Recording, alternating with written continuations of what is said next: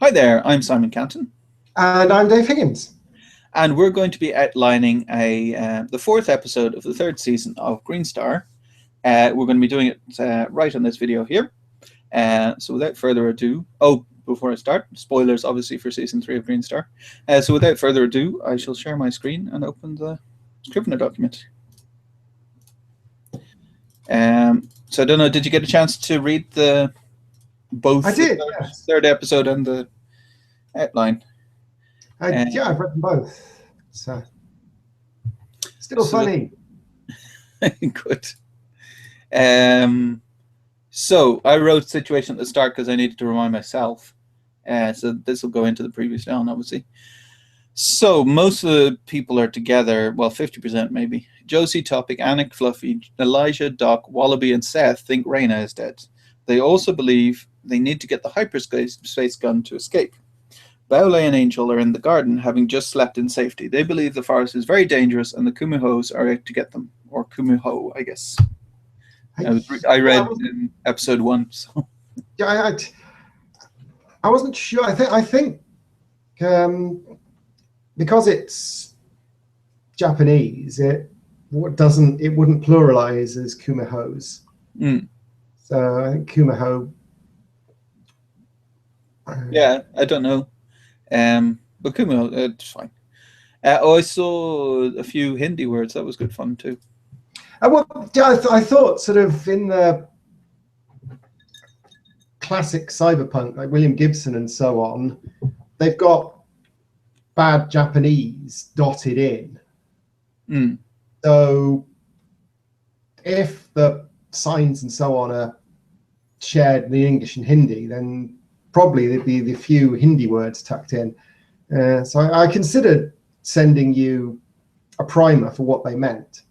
But I thought, well, the readers aren't necessarily going to get that. So we'll see if it works without explanation. Yeah, I did try to Google them. One of them meant elder and one of them meant younger. So I kind of got what it meant. But then I went to Google them. So just to see. Anyway, yeah, I mean, I liked it for flavor. Mark is riding the rails. Raina was last riding to rescue Elijah. Gina and Neil are hiding in the robot city, having just seen how the bots are being produced. Paul is sitting in his castle, being plagued by Philippe and the other crew members. Connor has been captured in the village and is generating electricity. What to concentrate on for this episode? We should backtrack a little and find out what the others have been up to. Otherwise, we'll go so many episodes without seeing them that we won't know what they're up to. Josie and the main group can have a brief scene of mourning because Raina's died, as far as they know. Raina is rescuing Elijah from the rock. Paul is in his castle. Mark's in the village. Connor's in the village. Mark's on the rails. This episode should catch everyone up with the main group in terms of time, not necessarily meeting each other, but that we're at the same day, hopefully. Previously, what we went through above. Topic's prologue. Topic talks about the death rituals of humans and how he isn't affected by the petty lives of humans. Which maybe this is an obvious joke then. Josie and the group are in the clearing, standing around the spot where they buried Raina. Topic is sobbing loudly, blowing his nose on a hanky. Josie can't believe one of her crew has died. She should never have let them get split up. Elijah is inconsolable. Josie takes the detector from Topic and decides they're going to go and find the crew as quickly as possible. Then they're not leaving her side after.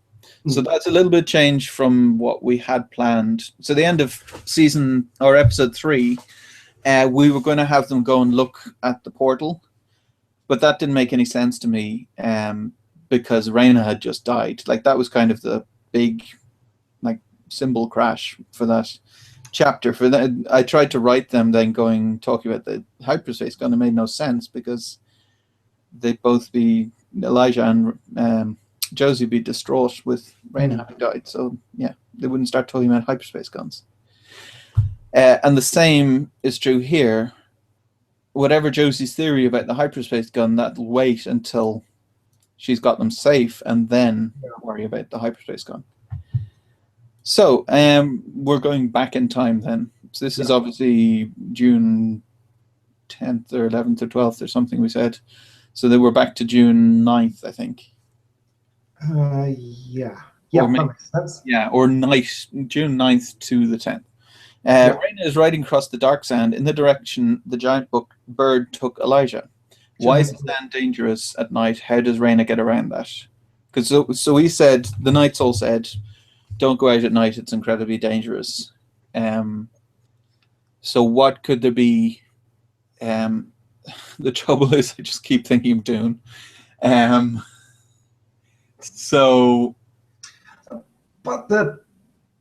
Could we have sand slugs instead of sandworms? As Shai Hulud were dangerous all the time. Yeah, that's true.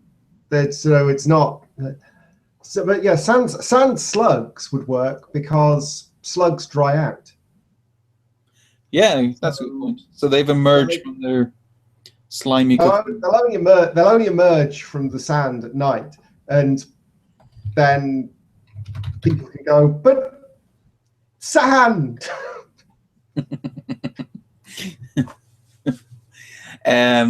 So how are they dangerous? I guess is it their slime? Are they quick? Maybe instead of normal slugs being slow, or maybe they can spit something. They can spit slime at people and gum them up. How do slugs even? Huh?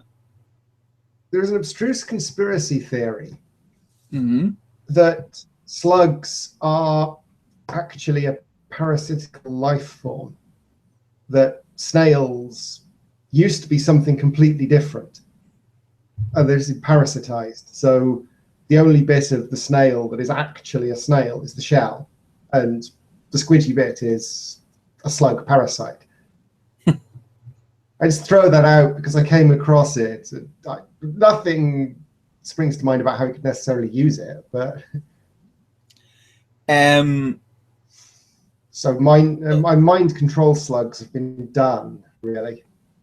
Yeah, done a lot as well. I mean, they were in Futurama, obviously, but in lots of other things too. But if it was, Well, the slime's just really sticky that it's the perfect glue. Yeah. So you just. So if they coat, like they make a big line of this slime, and then anything that runs across it gets stuck to it, and then they very slowly come back again to eat whatever has gotten stuck. Because then the sun comes up, the sun's going to dry it out, so it'll become safe.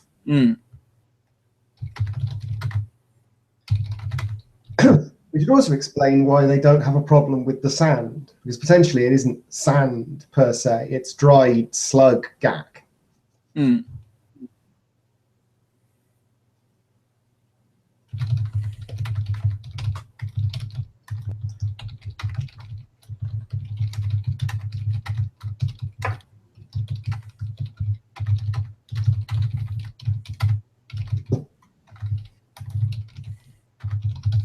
So presumably the sand slugs have to be big, otherwise they wouldn't really be a threat to, unless there's a lot of them.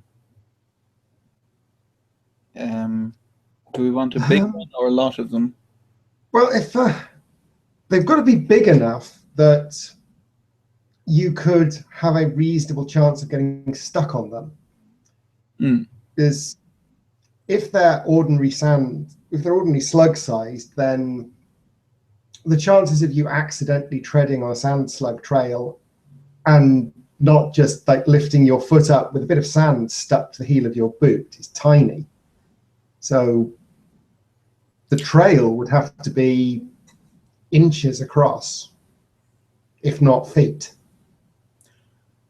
I quite like the idea of them being the size of the sandworms in Dune. So they move incredibly slowly, But they're the size of those, so essentially the trail would be half the length of a football pitch or something. Like maybe the trail is 20 meters wide, which means Josie is even like on her motorbike stops, so she can't like jump off it and get free or anything. And then she sees the sand slug coming towards her.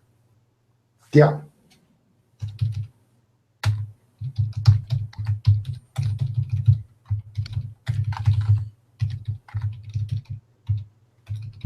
Makes them immense, but anyway.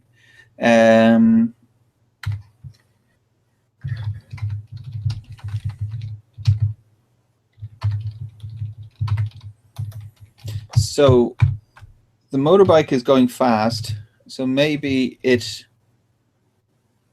goes over the trail for like a few meters before it stops. Yeah, it would stop at the point it was clogged, probably.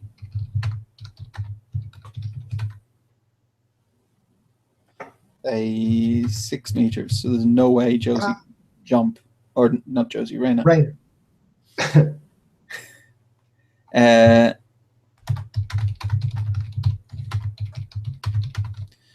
I just want to put her in a corner, and then we'll see if we can figure out how she gets out of it. Yeah.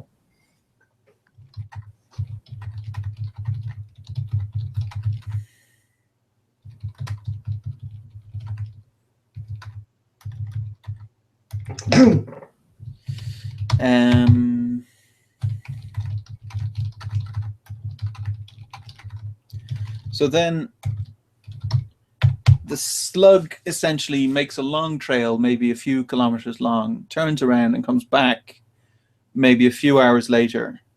Yeah. To catch everything that's run over that in the last few hours, and then goes back into whatever its cavern was that it was hiding in. Yeah. Yeah. Okay. So Raina's now trapped on the sand. She has a motorbike, a sword, and a gun, I think. Yeah, she's got the crappy shotgun. Crappy shotgun, and I think a sword. She's got the motorbike, obviously. A sword from one of the knights. Yeah. And we haven't published anything yet, so we could retcon in something else if we really wanted. Yeah, just see if we can come up with something that she could. How much of a Dune pastiche do we want to make it? Because slugs have a little saddle on their back, who's actually called a saddle, I think, that isn't the same as the rest of their body. So if she timed the jump just right, then she could jump onto the top, land on the saddle.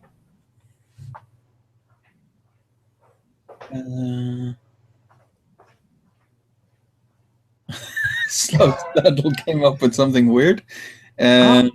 Garden slug saddle, maybe? Slug saddle seems to be some sort of military site thing there. Yeah. Garden slug saddle, that thing there, I presume. Kind of a different color than the rest. Yeah. So if that slug is coming this way with its eyes and whatnot, the slime is presumably on the bottom and not coating the entire slug.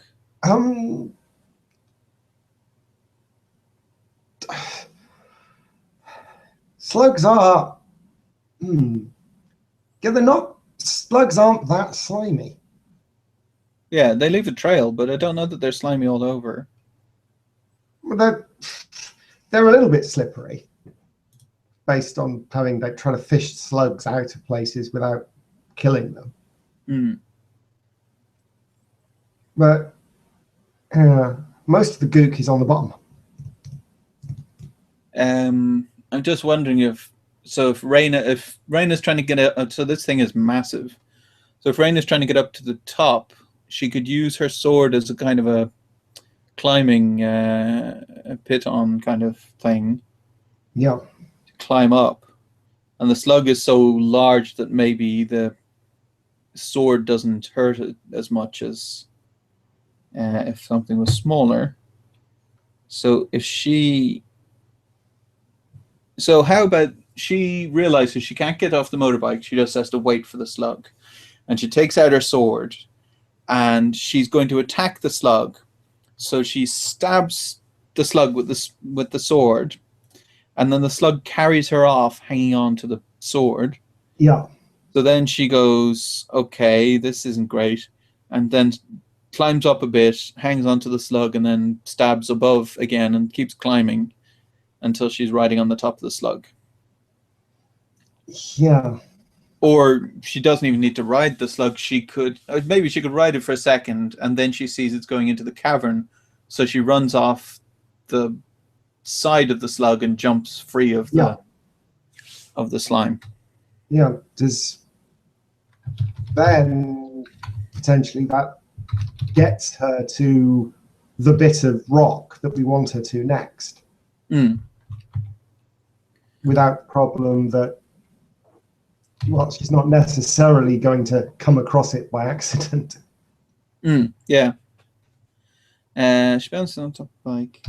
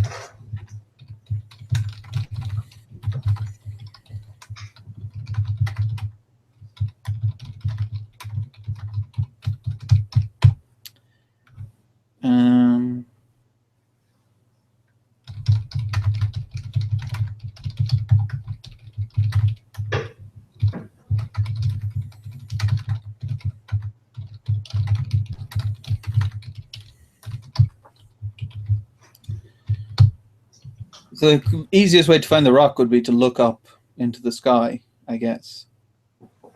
Because huge. Like if she's anywhere near, she'll see this shadow over the stars. Yeah.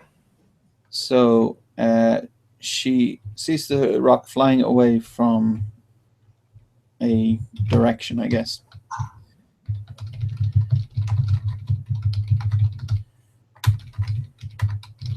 Tracks back to its source. She reaches a towering spire of rock and can see a giant nest at the top. Calling up, Elijah pokes his head over the side and yells for her to help. Raina climbs up the spire and finds Elijah lying among 3 eggs. As they try to work out how they'll get down, one of the eggs cracks and a baby rock begins to cry, which is quite coincidental, but I guess we don't even need the baby rock to be there, but if we don't want it. But coincidence is allowed if it makes people's lives harder. Yeah. Or at least according to Jefferson Smith. So the baby rock emerging is basically so that the adult rock is then fighting for its child to make it more of a threat. Adult rock returns and Raina has to fight it. Does she kill it? What about the baby rocks? Maybe she just scares it off. The adult rock, it's no longer like a battle for Elijah's life necessarily. It's more of a battle. She just wants to, Raina and Elijah just want to leave. And the adult rock is defending its babies, essentially. So I don't know that I think they should kill it necessarily, especially if they're leaving the baby rocks then to die from starvation. But I'm not sure how they can get out of there if they're up in this towering spire of rock.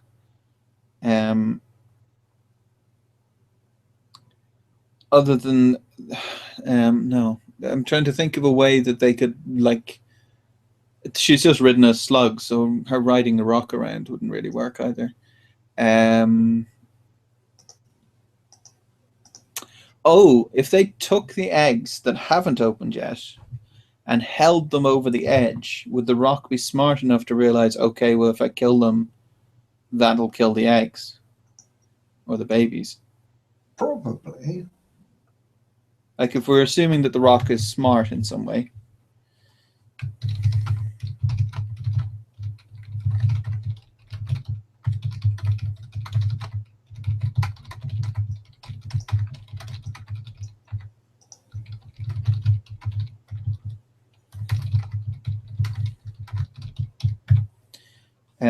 So then Reyna tells... Oh yeah, I said there was like a length of rope in the wound into the nest.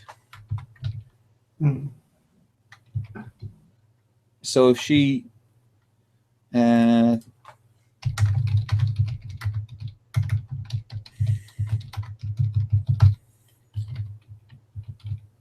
she tells Elijah to descend, then she if she puts the egg back, does the rock attack then immediately?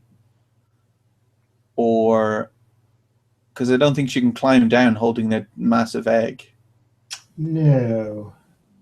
So how can she still have a potential? It potentially can still drop the egg without carrying it herself, or come up with some reason why the rock wouldn't attack her as soon as she puts the egg back.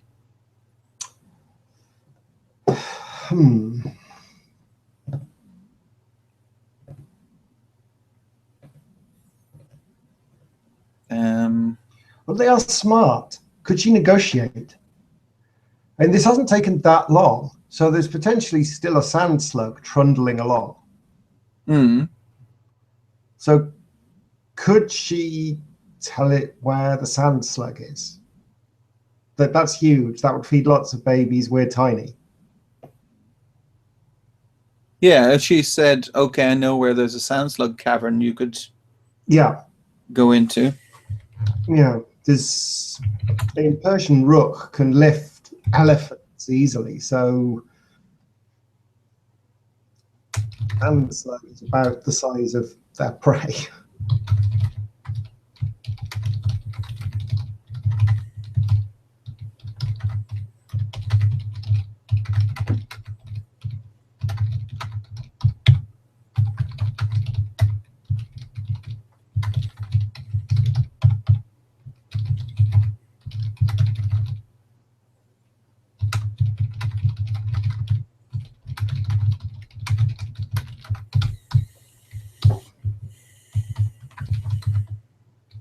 She climbs down, then they'll have to walk back to the castle.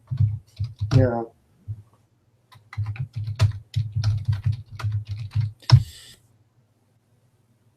It takes all night. So then, presumably, they're not awake during the morning. The next day, they go out to leave for the clearing. Reyna insists they need to go back to the others. A horde of something. I originally wrote goblins, and then I went, well, we're saying that we don't want to put in obvious baddies. Yeah. And also, I didn't want to... So then I had goblins stealing Elijah and taking it back for the females, and then I went, oh, that sounds kind of familiar. Maybe we could have outlined another book where that exact thing happens. So I thought maybe we'd come up with something else. Yeah. Ruining that before we've even had a chance to use it. So a horde of something that should live underground. What kind of mythical creatures that live underground?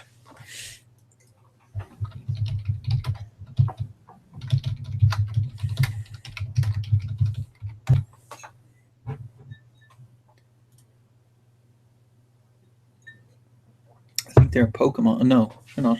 They're just drawn like Pokemon. that would potentially want human men as well.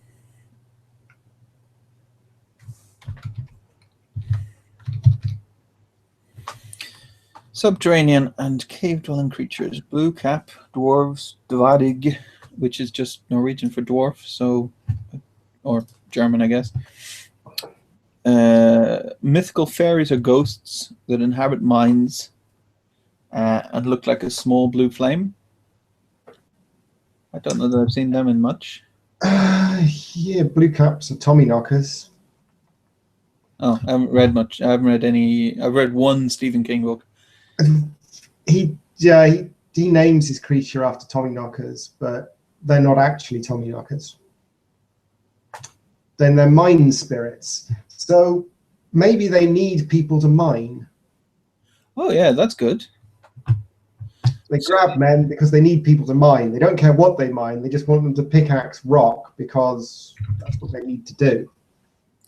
And they would look for the fittest men who are in the best shape to do mining. Yeah.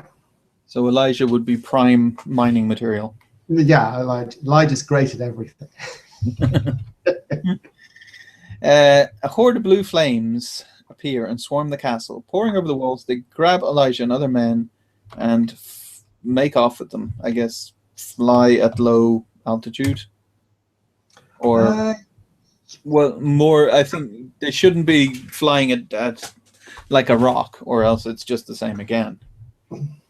Maybe they just drag them across the sand, kind of. Maybe they're not strong enough.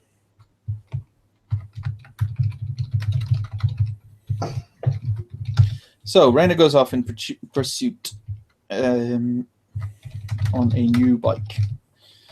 The blue caps take the men down into a cavern. Raina sneaks inside past the guards. Why don't the men? Well, they want the men to mine. Raina rescues Elijah, battles the things, and leads the men back to the castle. Where they're that's a summary. So Raina, oh, she's already snuck inside. Raina,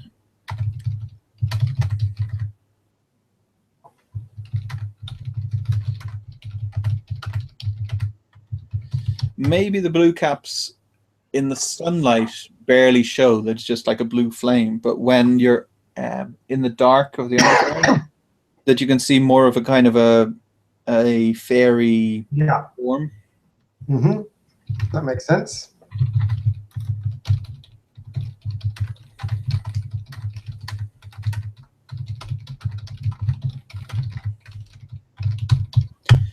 Okay.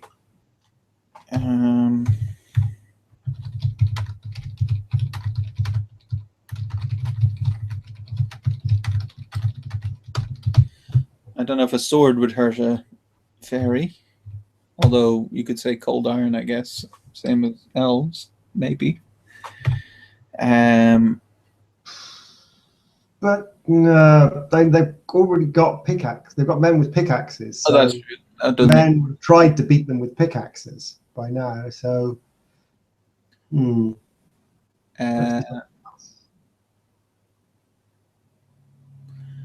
I'm thinking of flame, like this. Presumably, some kind of there could be gases or something in mines, and quite often, like the canaries and stuff like that, the explosive gases. But fire damp, huh? Fire damp. Maybe.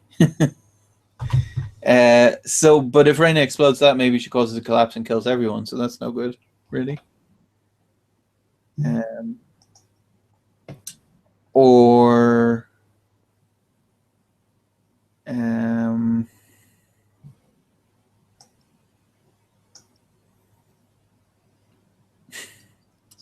we already had the joke about I don't believe in fairies. We can't use that again. Yeah.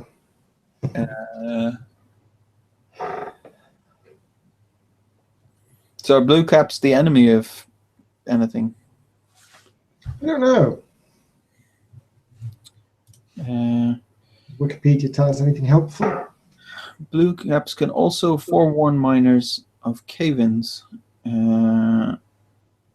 So if they forewarn miners of cave-ins, presumably they know a cave-in is coming long before it's going to happen. Yeah. So if Rhaena was going to cause a cave-in, they would go, oh my gosh, there's going to be a cave-in, everyone out. It's not very dramatic, I guess. It would seem kind of like a fluke, you know. Yes, we'd need a reason why Rhaena was trying to cause a cave-in.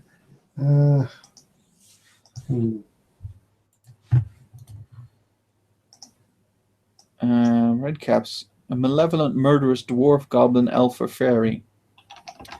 If we said that blue caps were terrified of red caps, and Rhaena disguised herself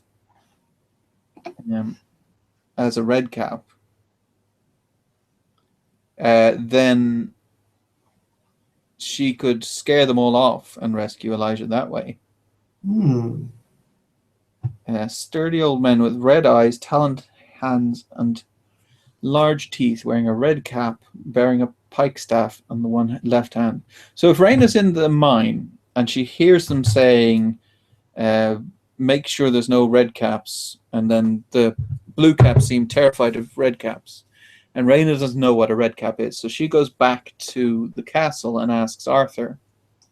And then we can have a little kind of montage of them dressing her up as an old man with a sturdy old man with red eyes, talented hands, and so on.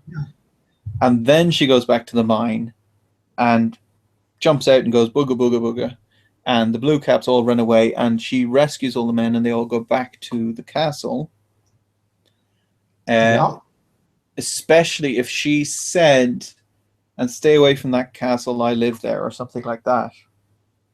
So they go, well, if a red cap lives there, I'm never going there again. So they're not going to come back and bother the men. Yep. Okay.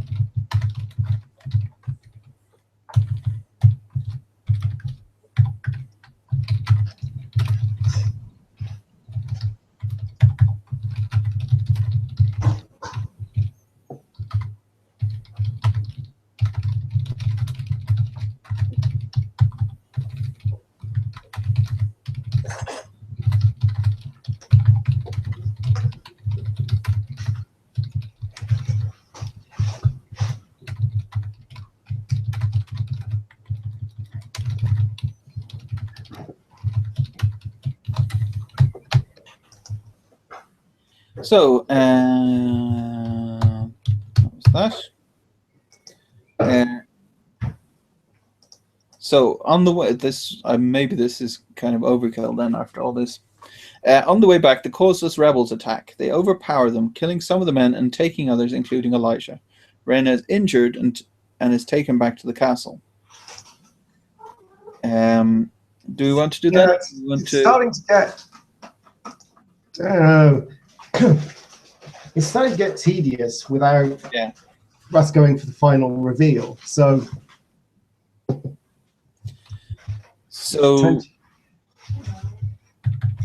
if we said instead they go back to the castle,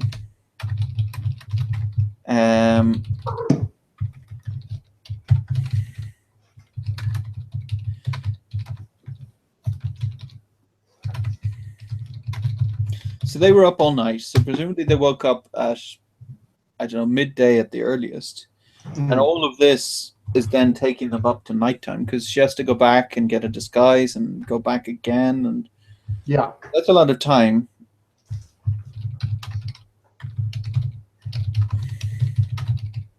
So they go back, there's a feast, Arthur insists they stay, get rid of all that.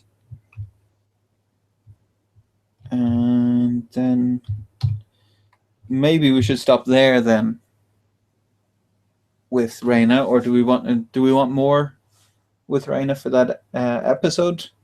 I don't know.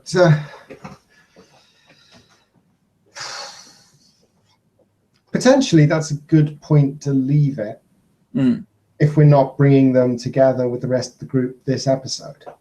Because we haven't revealed Raina's thing yet. No. So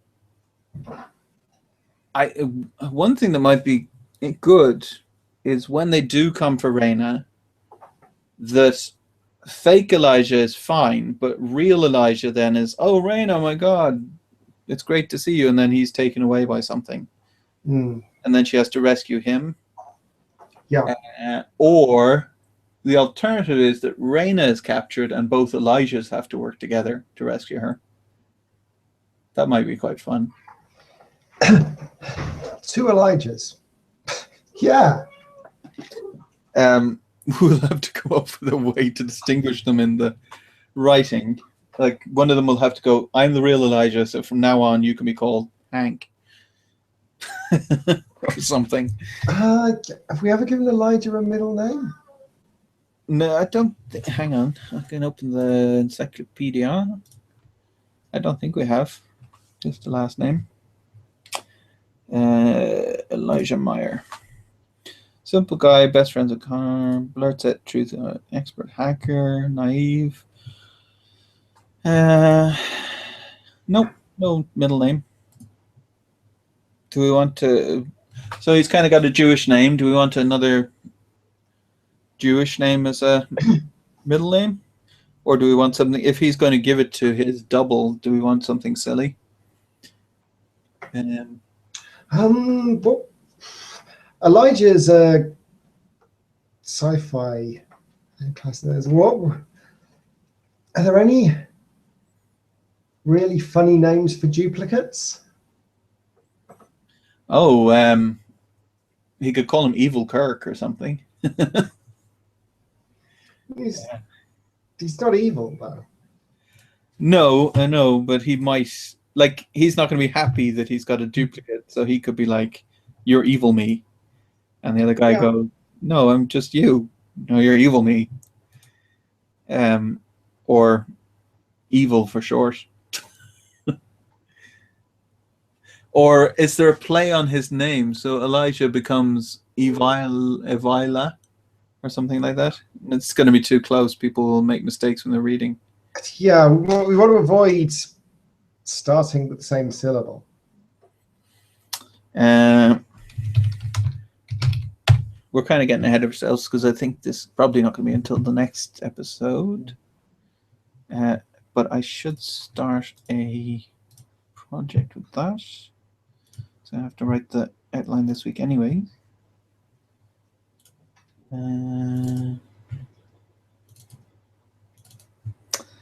So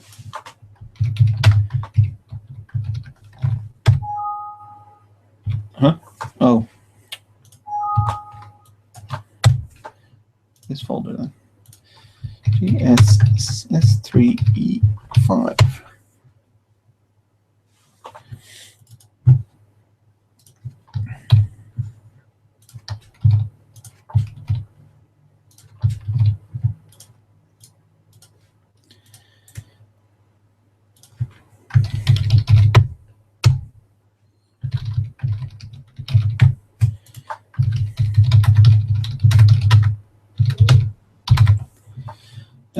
Evil twins.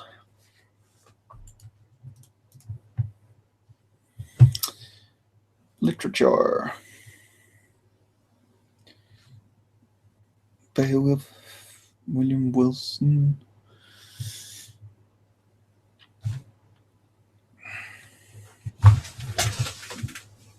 It's mostly science fiction, I guess.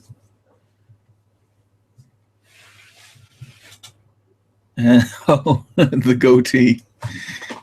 Should duplicate Elijah have to have a goatee? Well, that would kind of give the game away, though. Yeah. Though, has Elijah wished for anything? And he could. Just, in the world. Yeah, he just sort of suddenly we distinguish them because fake Elijah suddenly develops a goatee. From Star Trek, that is. Or he could call him Goatee. Yeah, that works.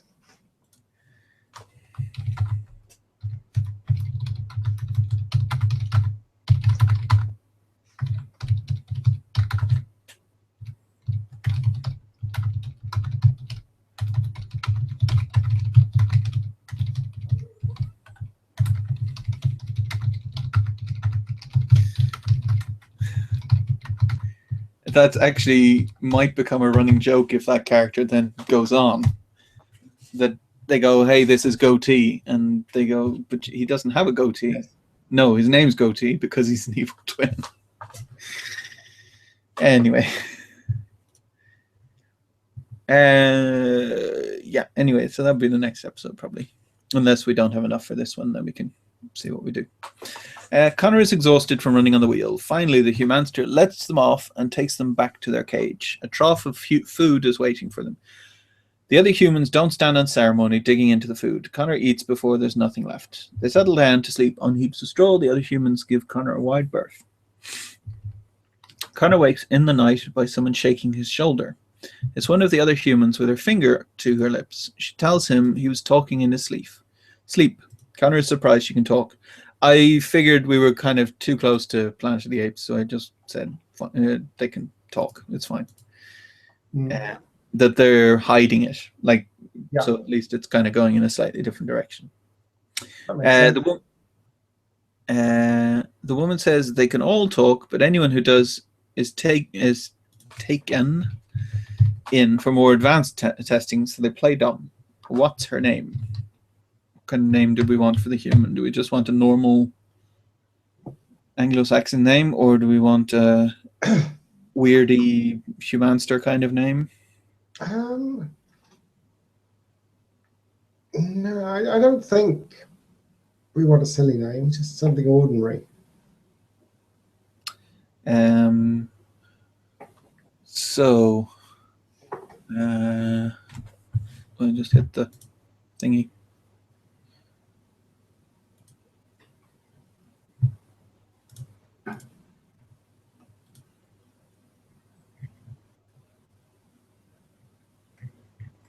Would that be under American, I guess? They would consider it American. No, that's not right.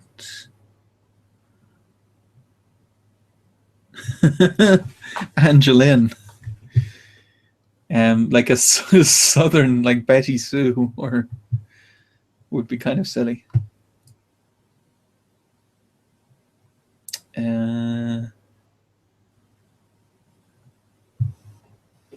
Vet. Have I had a vet? I think I've had a vet in some other series. Not that we can't reuse it. Nakedra. I believe that's a name. Okay, yeah, I'm not sure. Meadow. It's got a nice name. Yeah. Okay, we'll call her Meadow.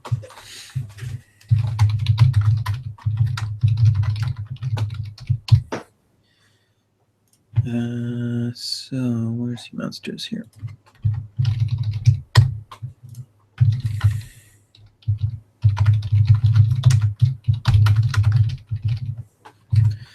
Okay. The woman says he's very attractive. Connor says he's spoken for. The woman says that doesn't matter now. None of them will. I can change to Meadow rather than saying the woman. Meadow says that doesn't matter now. None of them will ever escape. Connor says he's going to try.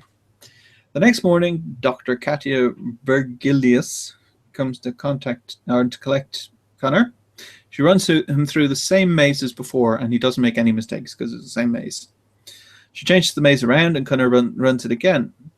Dr. Virgilius is amazed. She says Connor might be the smartest human she's ever seen. Connor is flattered, but he remembers Meadow's warning from the night before. A humanster in a uniform comes out, referred to as General what? So they've got Roman names, so... I can do a auto-generating that one as well. Yeah.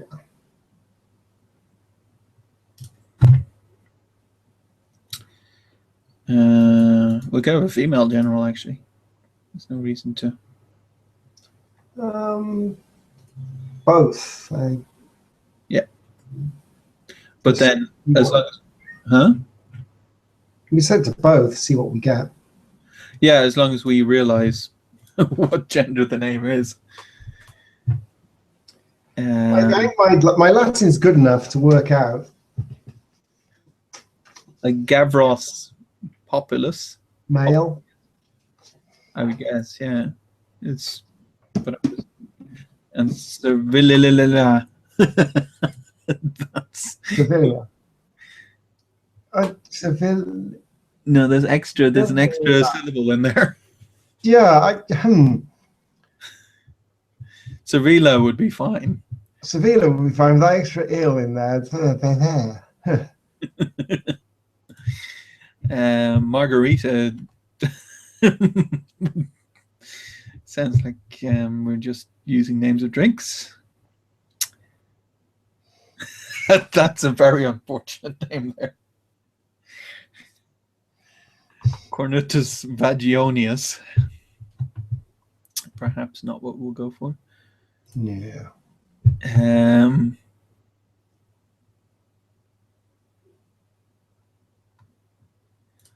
Tatian Petilus sounds like a potentially general name. Yeah. You just take that. Yeah, let's do that.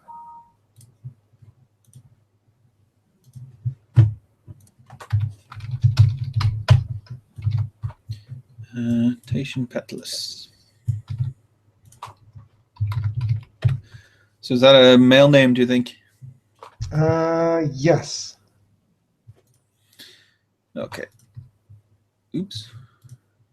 Help. F2 and F1 right beside each other. Oops. So, humanistic in a uniform referred to as general. Do we want to make him a general as well? He could be anything really. As low down as sergeant. I would like. He's in charge of research. Yeah, if he's in charge of research, he's going to be higher than a sergeant. He's going to be some sort of commissioned officer. Mm.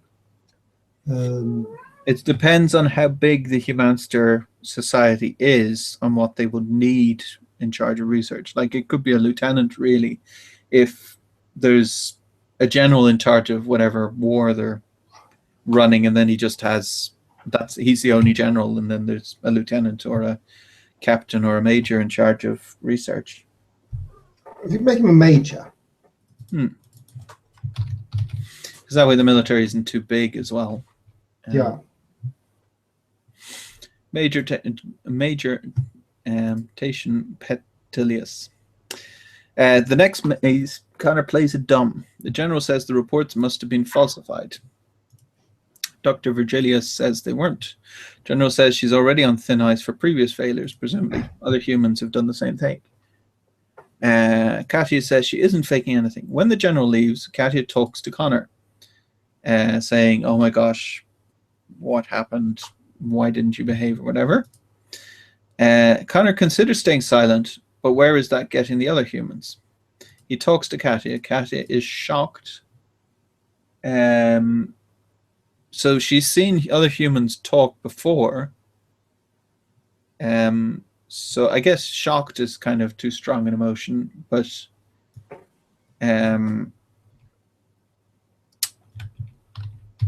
so I'm not sure what he'd say to her and what her reaction would be. As I say, like Meadow says, anyone that talks is taken for more advanced testing. So presumably 99% of humans don't talk.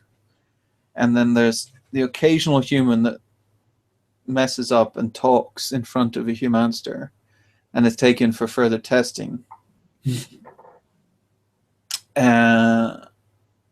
Unless we can change it and say dissection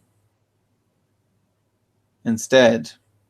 So anyone that talks is taken in for dissection to figure out why this human talks when the others don't. Well, would they know where they go? They just, presumably the humanists aren't going to tell them where they're taking them off for. Mm. So it's just if everyone who talks disappears. So anyone who does is taken away. So they play dumb.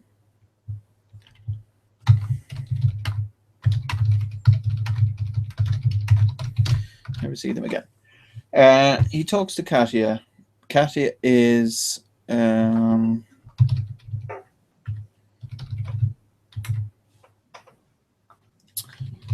maybe she's heard some humans can talk, but she's never met a human that could talk. That she's not involved in whatever they're doing. Yeah. Take them away.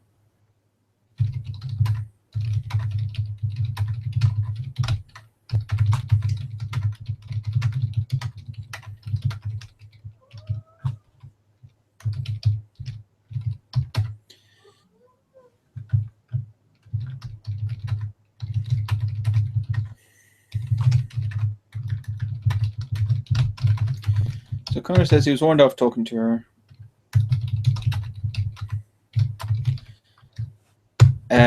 So would Connor say by another human? Because then he's essentially, whatever risks he's taking, he's then making them take the risk too.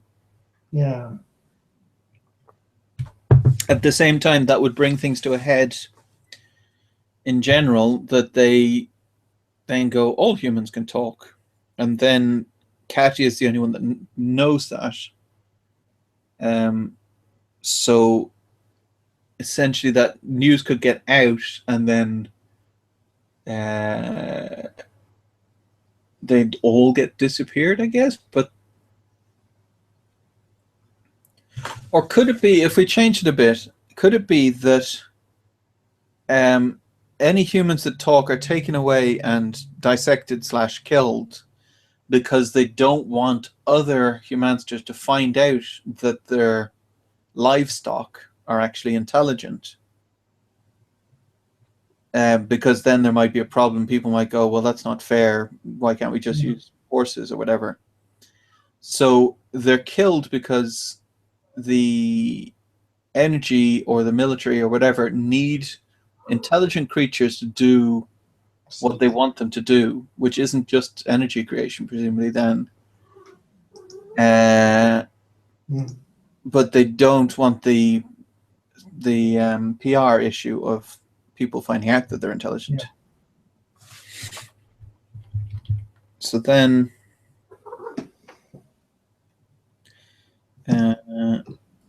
then she can go back to being shocked.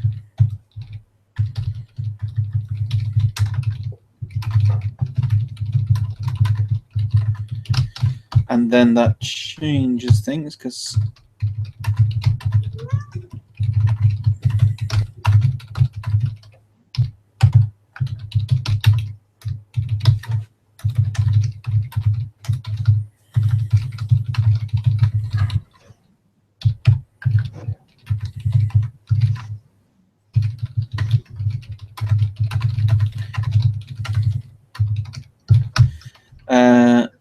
so then Katia says she's never heard of any humans talking. Connor says she needs to help him find out where they went.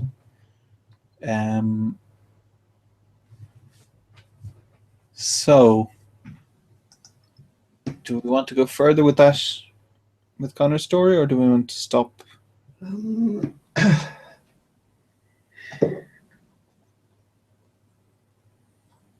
How are we looking for the length?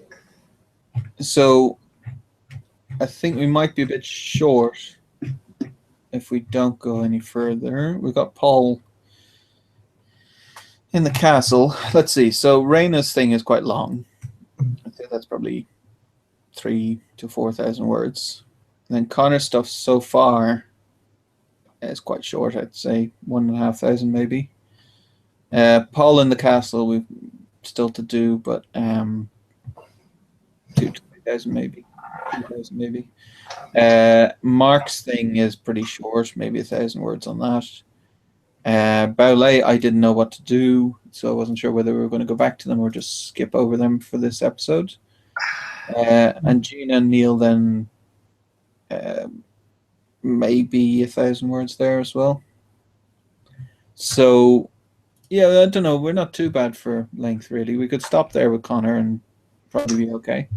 Right. So let's see how Paul and so on go, and then if we're looking short, we can come back to it.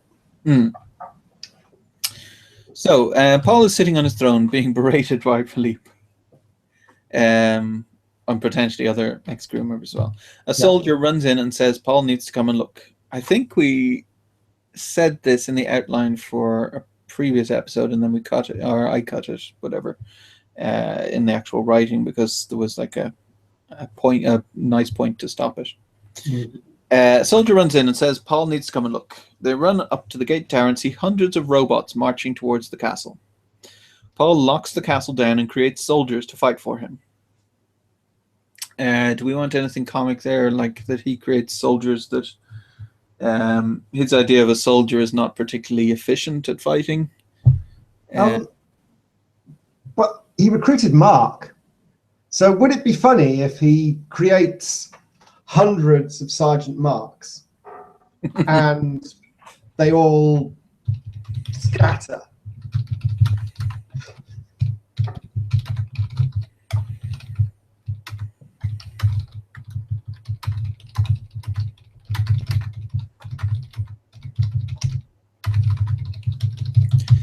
So he creates hundreds of Sergeant Marks who all look for ways to escape and scatter.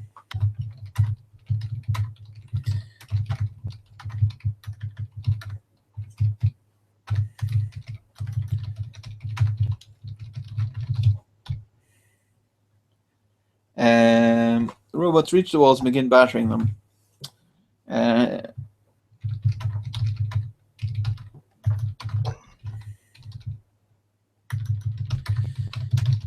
The women from Paul's bedroom ask Paul to save them. He obviously wouldn't, because he's a selfish person.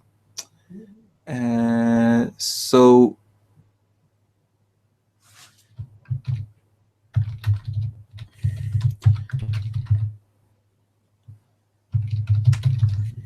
if they save themselves, and then he calls them selfish for not taking him with them. However, they save themselves.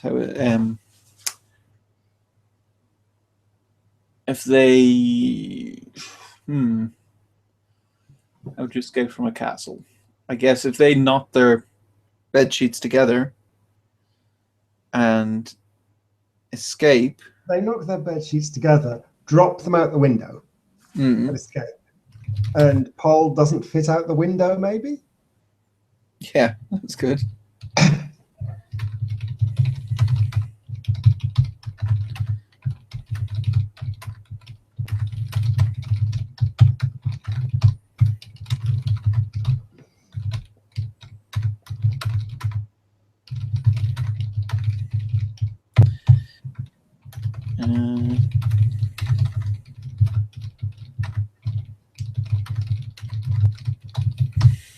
So he goes back and sees robots bursting into the courtyard.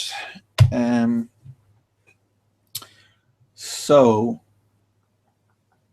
would he try to bribe them with something inappropriate? Yeah, or he could create a duplicate Paul and shove the duplicate Paul and saying, "That's him, kill him." We're ending up with a lot of evil twins, I guess. I don't think duplicate Paul. I don't know. He could create a chili gun with the world's hottest chili that melts the robots when it hits them. That's a little too successful, potentially, unless he decides to taste the chili. Yeah. Burns, gives himself a 3rd-degree burn.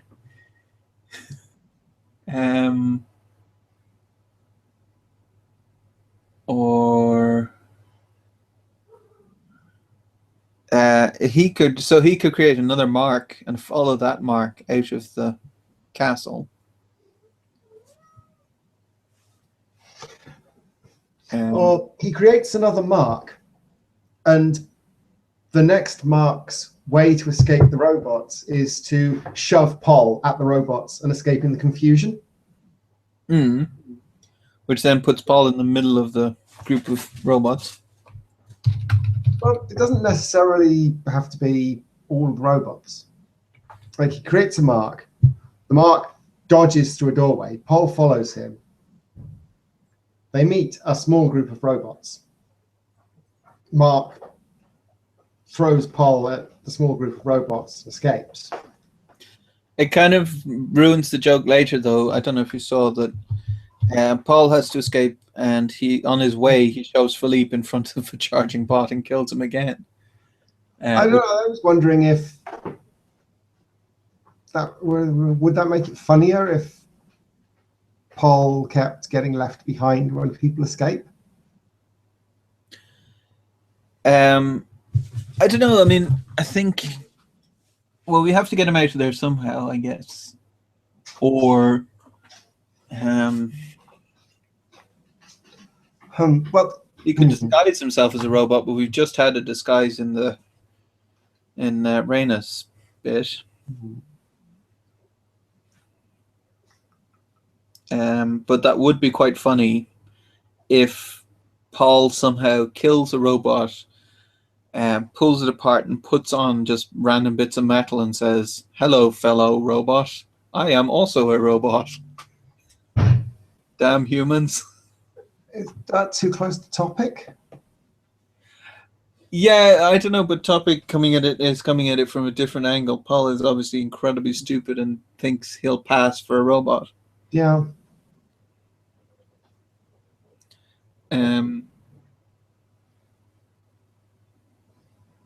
But then if he ends, what I'm struggling with is if he ends up in the middle of a big group of robots, is he smart enough to get himself out of it?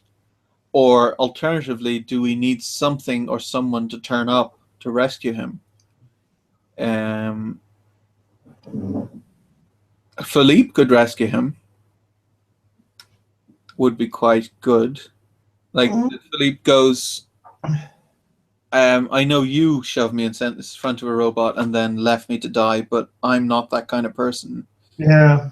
And then if Paul shoves Felipe in front of a robot later, then it makes it doubly. Yeah. Okay, so what do we want? Do we want Mark shoving Paul into the path of a robot, or do we want Paul pretending to be a robot?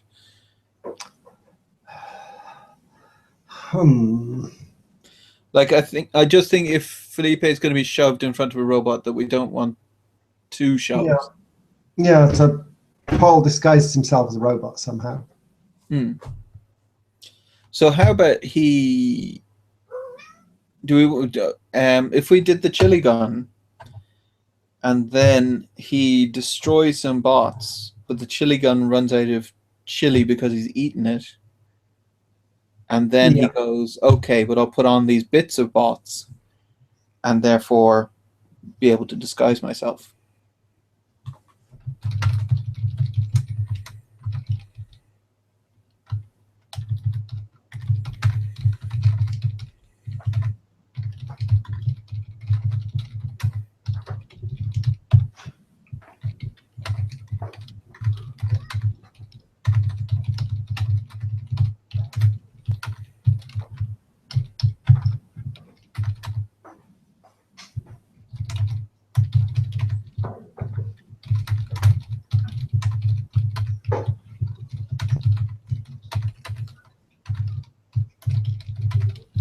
Destroyed, surely.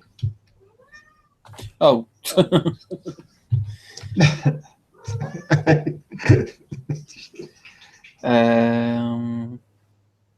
Yeah, so he disguises himself.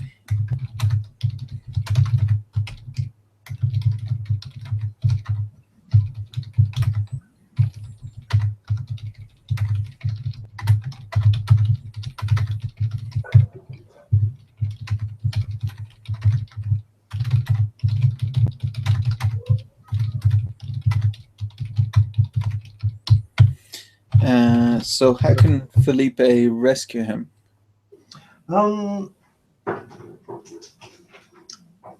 there siege? Is there any kind of siege equipment in the castle? Cannons or something that he could be using to shoot the robots? Or he could ride out on a horse? Cannon seems a little brutal. I mean, it's going to cause huge risk to Paul if you fire a cannon into an enclosed space. Could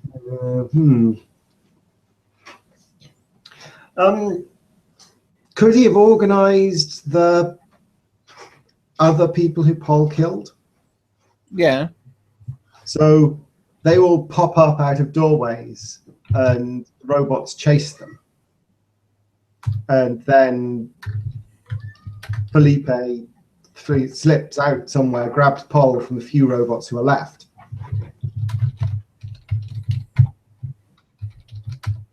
So if he rides a horse, I guess it'd probably be the easiest. There could potentially be a horse in the castle.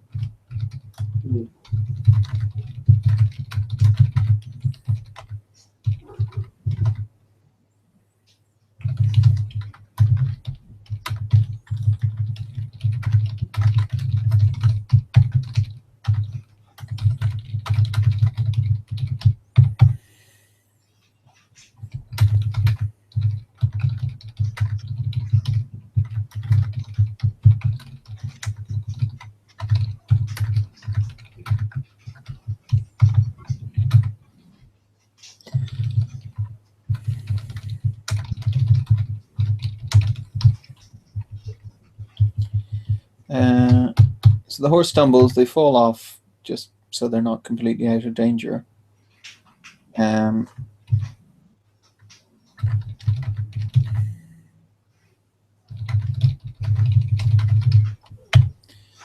lone bot is still chasing them.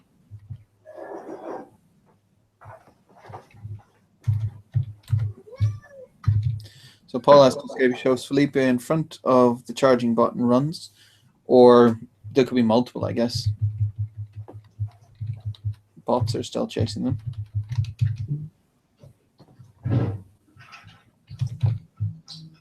Shoves Felipe in front of the charging bots and runs. Mark is examining signs on the gate leading to a farmhouse. A second tramp, not a hobo. That's different. I found out in my research. So a hobo is someone who can't find a job and has to travel from place to place to try and find work. And a tramp is someone who doesn't want to work and only works when they absolutely have to. It was an interesting distinction I found out. Second tramp, who I called Paddy, but we can call whatever you like, tells Mark what each of the signs means. They go up to the farmhouse and get a chicken dinner from the widowed woman who owns the farm. They sleep in the barn. The next day, they keep going towards town. A policeman stops them and asks them their business. They say they're just looking for work. The policeman says there's no work for the likes of them. They run away and lead the policeman on a merry chase. I'm thinking kind of a Charlie Chaplin or Buster Keaton kind of thing. Oh, eventually,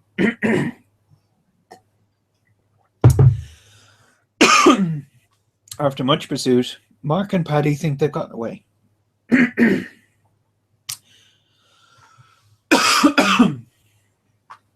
Oh dear. The policeman's friend turns up and puts the cuffs on them. Mark's danger sense might have told him that the policeman's friend was coming, but it's a bit of a plot hole, I guess. It's not exactly danger, but yeah, it's kind of a, there's a long pursuit. They see the policeman going the wrong way, and then a different policeman grabs them. Maybe there are many threats. I mean, does Mark's escape sense work if there is no way to escape? Yeah, that would be true.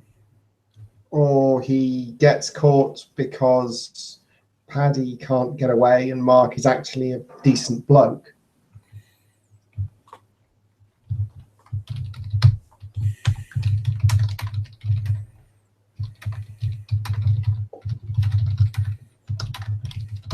Yeah, I mean, that makes more sense as well if there's only one other policeman. So he could grab Paddy, and then Mark goes back for Paddy. Yeah. Mark is terrified, but Paddy isn't worried. He tells Mark that it's 3 squares a day. The policeman takes them to jail and locks them in. He talks about how they don't like tramps in those parts. They'll probably hang them in the morning. I don't know if that was a bit too extreme, perhaps. They could tar and feather them or something. Or, like, I'm trying to think of... So they're not particularly concerned about jail. What's a punishment that they wouldn't want to go through? Hanging is probably a bit too extreme just for being a tramp. Something they wouldn't want to go through, like the stocks, I guess, but that's... I don't know if they had the stocks in the Old West. Or in, like, not even the Old West, Depression kind of era America. Of course, we can blend things. The ducking stool, or what are the kind of punishments? Whipping would be a bit extreme as well.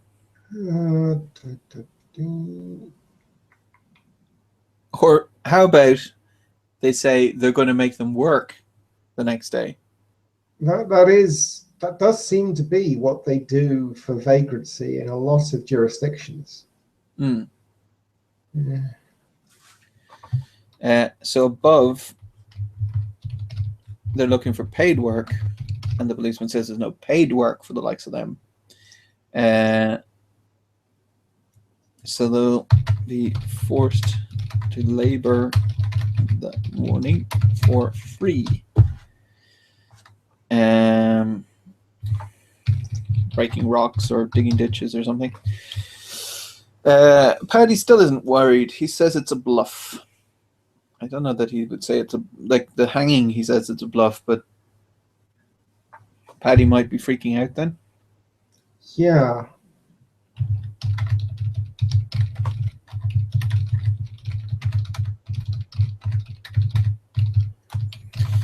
So Paddy is freaking out at the thought of working in the baking sun. Mark uses his power to escape, dragging Paddy with them. So, like, yeah, he sees when someone's looking the other way and grabs the key and opens the cell and so on. They run from the town. Mark stops to admire the scenery as they drink from a stream. He tells Paddy it might be the perfect life, moving from place to place without a care in the world, no calamari trying to kill them. Paddy asks what a calamari is, and Mark says not to worry about it. I didn't know where we just want to stop there. It's kind of just a taste of what Mark's doing. Mark doesn't really have a like a threat against him or anything. So well, Mark's moving on over and over again. So it ends back where it started, with him just bimbling along. Yeah. Makes sense. Ballet. I wasn't sure what to do with them, really. So they just had, like, Angel kind of gave up and said, okay, I'll go back to the clearing for the night. She's locked herself in. He's left the door open to his room, his trust. So the Kumiho they haven't really defeated forever, just for the moment.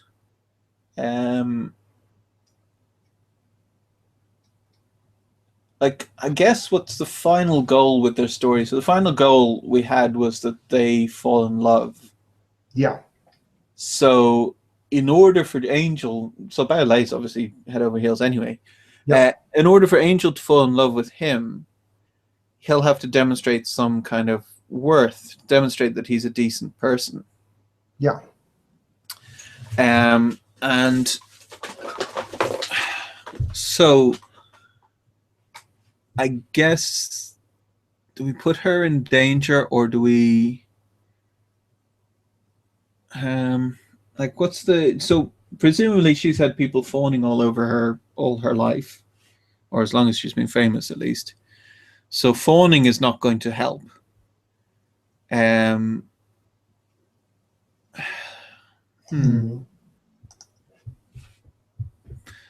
Like, you see what I mean? It's quite difficult coming up with what they can do to kind of end up at their end goal.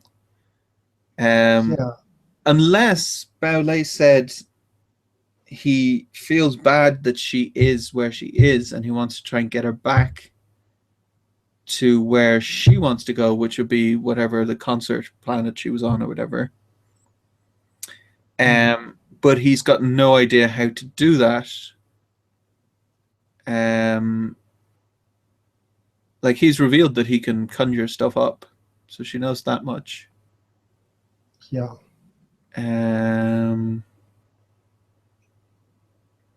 So he could potentially conjure up the entire concert planet. Like, we've only been, the Land of Nod has only been one planet so far.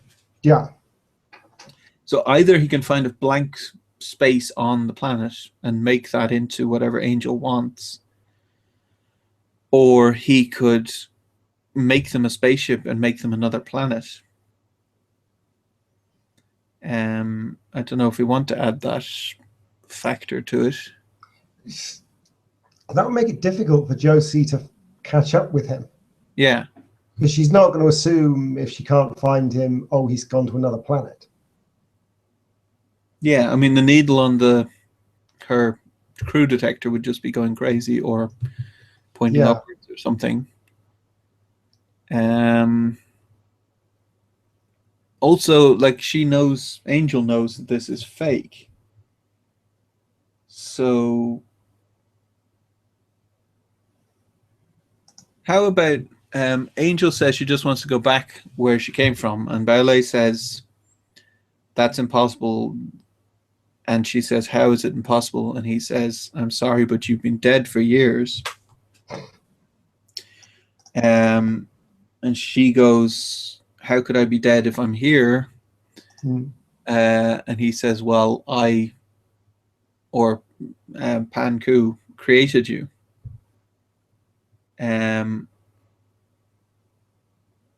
So then, like, what would if she's realizes that she's actually dead, would her goal then be would she then say, oh, well, there's so much I didn't get to do? I don't know, I think it at least takes us in a more interesting direction. Yeah. So,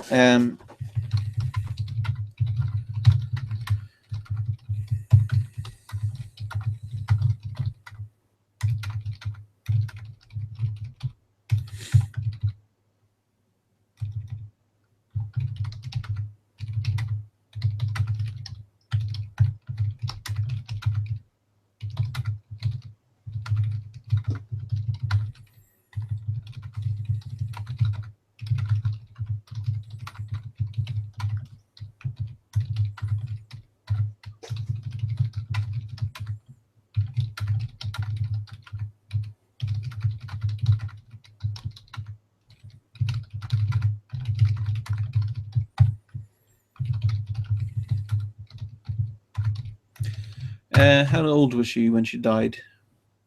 I don't think we've mentioned anything about. We might have mentioned in season 1 when she pops up what her relative age was. 20s. She was in her 20s. I think. I can check. Let's go for the ebook instead.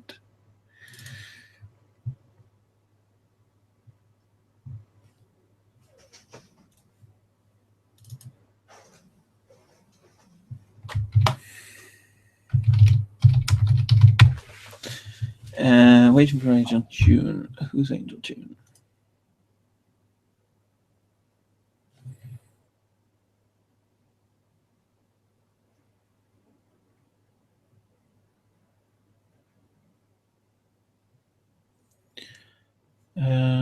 Two for Angel June.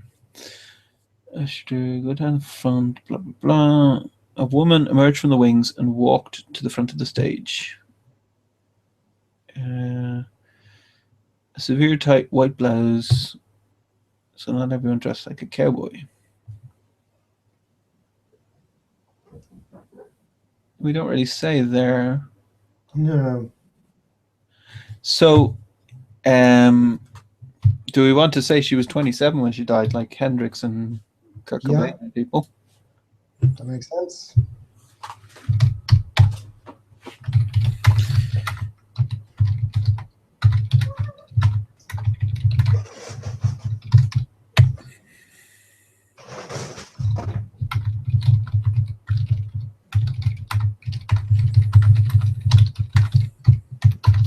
So what did she want to do? Did she want to get married and have children? Did she want to create more music? They were a concept album.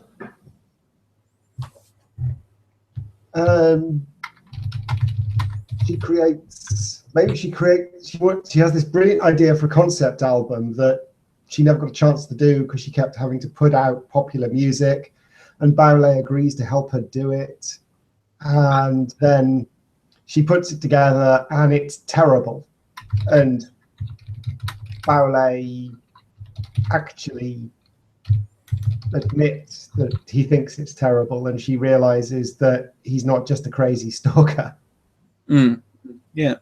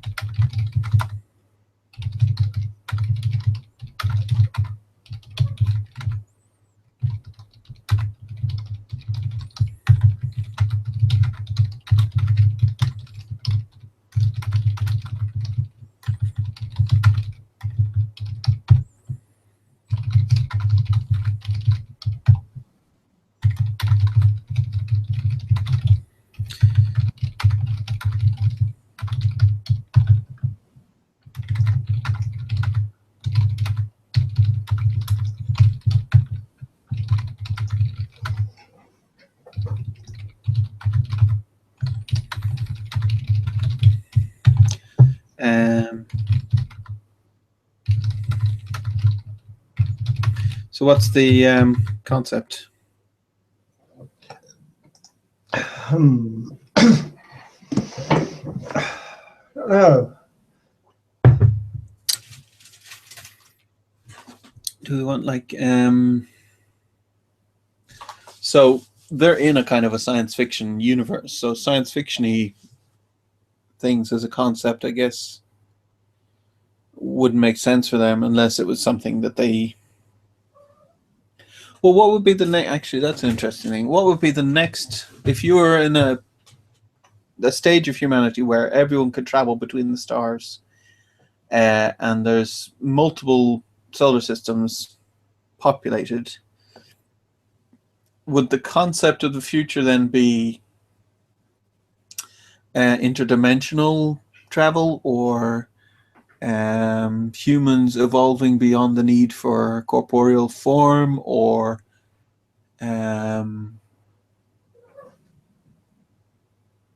or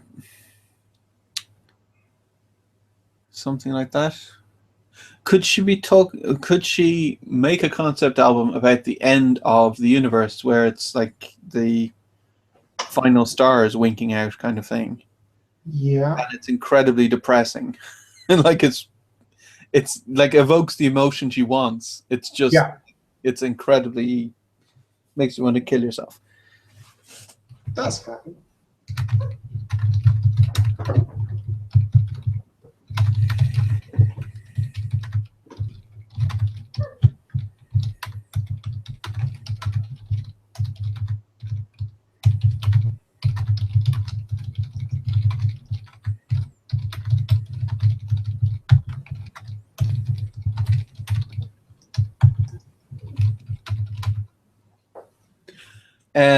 She should probably be angry at first, I guess.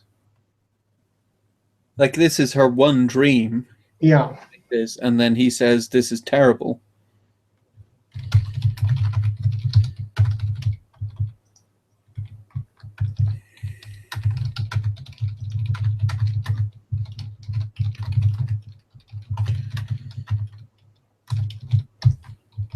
So if we left it there, where Ballet is wondering if he shouldn't have told her the truth, then we can come back in the next episode with her saying, you know, that's what you should have told me. Like, it's kind of ends with them having conflict, at least.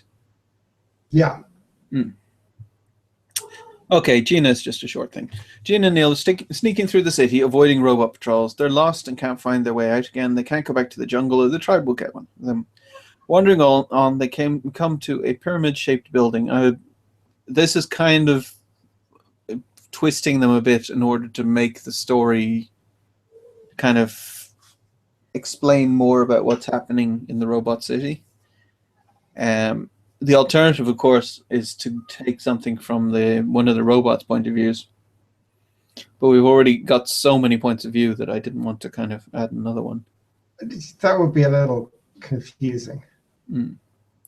So they find a pyramid-shaped building, so they don't know the way out of the city, essentially, at this point. Curiosity wins over fear, and they go inside to look. The building seems abandoned, but they can hear shouting from somewhere, because it's the middle of the night. Wandering through the corridors, they stop outside a door to listen. An argument is happening. One robot is shouting about how the factories are only running 8 hours a day. A meek robot replies that the president has sent all the bots that could be operating the factory out on patrol. They both agree that the president is short-sighted and plot to assassinate him. Then they can wipe out all other life in the land of Nod. Gina and Neil sneak out again. They make their way across the city and find the forest. Gina says they have to warn the others. And then at the end of the episode, Josie is kind of a start and end kind of cap thing, bookend kind of thing. Josie is showing Elijah the portal, because that way they've had presumably their morning time to get over it. Elijah agrees that it seems to point the way back to the real universe. Josie says that they need to warn the others and get out of there. Elijah agrees they don't want anyone else to die. Topic is a little afraid of his own mortality. It was bad enough as an AI, but now he's terrified. And that was that. Yeah. Right, I think we've got more than enough then for that episode. Was there anything else before we wrap it up? I don't think so. No, I think we're sorted. Okay. Thank you, everyone, for watching, and we'll see you next time.